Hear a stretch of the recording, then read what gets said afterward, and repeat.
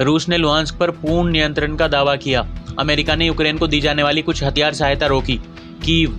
रूस ने यूक्रेन के पूर्वी लुहांस्क क्षेत्र पर पूर्ण नियंत्रण का दावा किया है, जो 2022 में रूस द्वारा अवैध रूप से कब्जाए गए 4 क्षेत्रों में से पहला है, जिसे उसने पूरी तरह से अपने कब्जे में लेने का दावा किया है। रूस समर्थित लुहांस्क के कब्जे वाले गवर्नर लियोनिद पासेशनिक ने मंगलवार को रूसी टीवी चैनल को बताया, कुछ दिन पहले मुझे एक रिपोर्ट मिली कि लुहांस्क पीपुल्स रिपब्लिक का क्षेत्र 100% मुक्त कर लिया गया है। हालांकि ये दावा विवादास्पद है, क्योंकि रूसी सैन्य पत्रकारों ने कहा कि 2 गांव अभी भी मुक्त हैं और इस क्षेत्र को 2022 में पहले भी मुक्त घोषित किया गया था, लेकिन सितंबर 2022 में यूक्रेनी जवाबी हमले में इसका कुछ हिस्सा पुनः हासिल कर लिया गया था। यूक्रेन की राजधानी कीव को पूर्वी मोर्चे पर नए झटकों का सामना करना पड़ रहा है। रूसी सेनाएं पिछले 33 महीनों में धीरे धीरे लुहांस्क को फिर से कब्जाने की ओर बढ़ रही हैं, जो पिछले 1 महीने में यूक्रेन के पूर्वी मोर्चे पर रूस की दूसरी बड़ी उपलब्धि है। रूस ने हाल ही में दक्षिण पूर्वी डिपेट्रोव्स्क क्षेत्र में भी एक गांव पर कब्जे का दावा किया, जिसे यूक्रेनी सेना ने खारिज कर दिया। इसके बावजूद यूक्रेनी सैनिक रूस के भीतर लक्ष्यों पर हमले जारी रखे हुए हैं। मंगलवार को यूक्रेन ने रूस के इजेव्स्क में एक हथियार कारखाने पर हमला किया, जिसमें ड्रोन और रडार बनाए जाते हैं। इस हमले में 3 लोगों की मौत हो गई।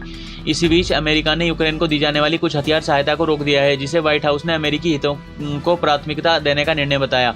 व्हाइट हाउस की प्रवक्ता अन्ना केली ने कहा कि यह फैसला रक्षा विभाग की समीक्षा के बाद लिया गया, जिसमें अमेरिकी हथियार भंडार की कमी की चिंता जताई गई।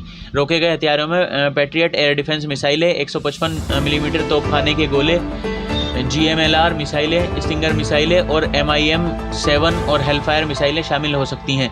यूक्रेनी राष्ट्रपति व्लादिमीर ज़ेलेंस्की ने कहा कि दोनों देश अब आपूर्ति विवरण को स्पष्ट कर रहे हैं, जबकि यूक्रेनी विदेश मंत्रालय ने चेतावनी दी कि इस तरह की देरी को युद्ध और आतंक जारी रखने के लिए प्रोत्साहित करेगी।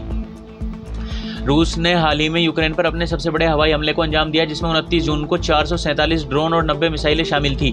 यूक्रेनी वायुसेना ने दावा किया कि उसने 1 ड्रोन और 38 मिसाइलों को छोड़कर सभी को मार गिराया या इलेक्ट्रॉनिक रूप से दबा लिया।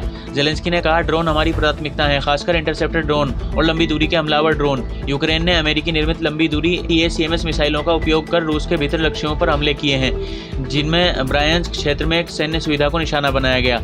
रूस के राष्ट्रपति व्लादिमीर पुतिन ने 20 जून को कहा कि वे पूरे यूक्रेन को रूसी क्षेत्र मानते हैं, जिससे कई विशेषज्ञों का मानना है कि लुहांस्क, डोनेस्क, ज़िपोरिज़िया और खैरसान जैसे कब्जाए गए क्षेत्र रूस की व्यापक क्षेत्रीय महत्वाकांक्षाओं के लिए मात्र बहाने हैं।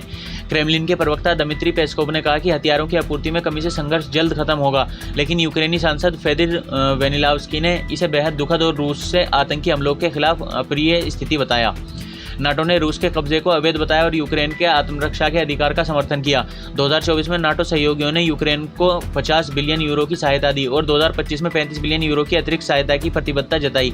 हालांकि यूरोपीय सहयोग भी चेक गणराज्य जैसे देशों में आगामी चुनाव के कारण सैन्य सहायता की निरंतरता पर अनिश्चितता का सामना कर रहे हैं।